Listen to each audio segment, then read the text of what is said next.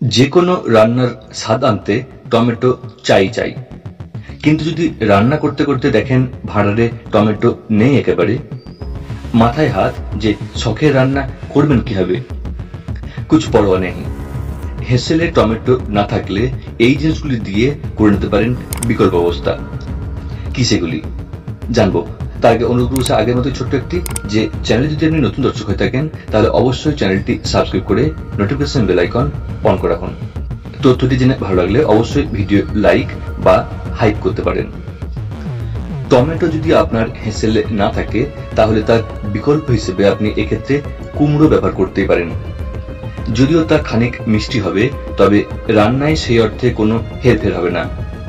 কাঁচা কুমড়ো খানিক সিদ্ধ করে নিয়ে ব্লেন্ড করে তাতে 1 চামচ ভিনিগার মিশিয়ে রান্নায় টমেটোর বিকল্প হিসেবে ব্যবহার করতে পারেন। টমেটোর স্বাদ রান্নায় আনতে ব্যবহার করতে পারেন তেঁতুল।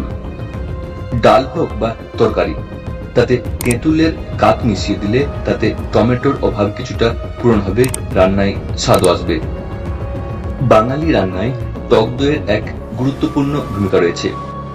মাছ, মাংস কিংবা নিরামিষ রান্না সবেতেই যেভাবে টক দই ব্যবহার করে স্বাদ বাড়ানো সম্ভব, সেভাবেই কিন্তু টমেটোর বিকল্প হিসেবেও টক দই ব্যবহার করতে পারেন।